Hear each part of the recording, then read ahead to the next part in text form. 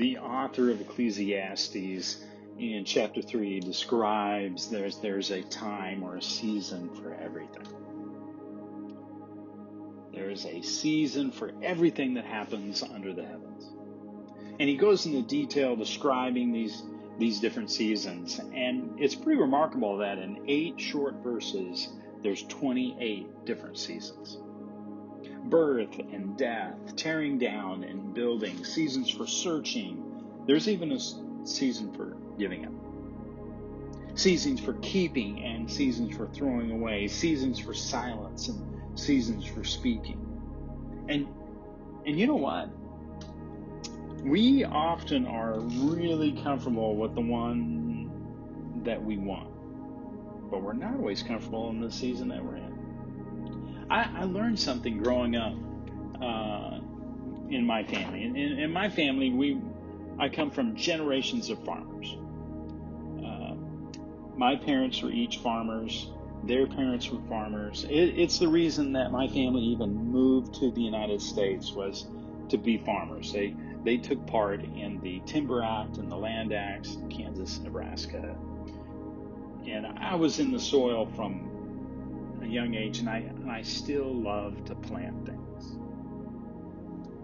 And a good farmer lives in the season that they're in. A good farmer recognizes that they have to have the season that they're in, and they're preparing for the next one. And it's not enough to prepare for the next season. They're actually preparing several seasons ahead as well. Always getting ready. And often a year in advance. And they would love for each season to last as long as it can so they can get all the work done and be ready for the next season. And in our own lives, we tend to be just a little bit different. We want to hurry up and get through the season we are in because we want to get to our favorite season. We want to get to the season that we like. And quite frankly, some of these seasons listed in chapter 3, they're hard. But just by reading about them lets us know that's going to be a part of life. More than anything else, I think we got to recognize that we want to be in charge of our times. And we got to recognize that God is not going to let us take his place. See, God has made us for himself, and we are restless until we learn to rest in him. As long as we try to control the season that we are in or control the season that we want to move into, we're going to be restless.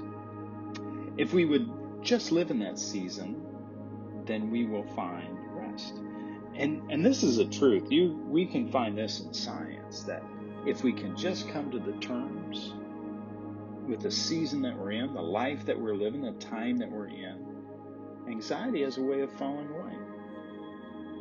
Do you know what? Right now, we're living in what the Ecclesiastes writer says is a time to scatter. We're going to be in the next season that's coming. That is in a time to gather. And I want to encourage you, settle in this time of scattering. You don't have to hope and wish and can't wait and be restless for the season of gathering. It's coming, and it's going to be good. Enjoy this time of scattering. Now, in case you don't believe me, we are a bit scattered because we're not able to gather groups of 10 or more. We're not able to gather and live the lives that we have. I've heard students say they didn't know how much they loved school, how much they loved the subjects, and how much they got out of doing that. And now that they're not at school, not around their friends, it can be very hard. Because when we're scattered, we get restless. When we are restless, we're anxious. And we're anxious, we ain't happy.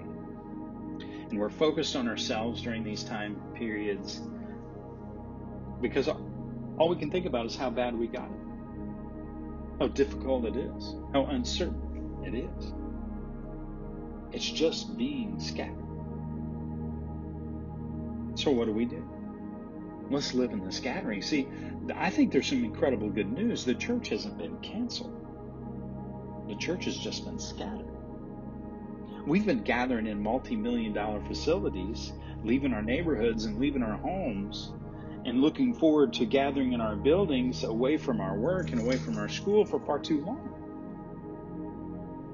See, I think if there's anything good that can come out of this time of scattering, I think it can be that moment of us recognizing that though gathering is excellent, scattering must happen.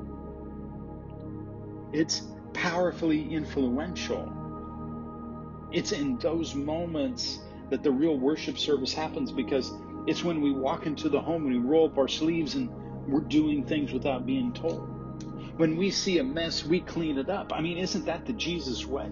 He came to this world, he saw a mess, and he cleaned it up. He left it better than the way he saw it. Isn't that the way we should be in our homes? Get up right now and go clean up a mess that isn't yours. What? It's not my mess. I only clean up after myself. No, you don't. You can't. And Jesus teaches, because this is the way that he lived. We clean up each other's messes. If you read further in the chapter of the seasons, you will see there is nothing better for people than to be happy and to do good while they live. Nothing brings happiness like doing good. Nothing brings happiness like letting the light of God shine through you. You'll never be more proud of yourself than when you're doing a good thing. Now, let's take this a little further, because Jesus would say, love your enemies. Now, why do you have to go there, right?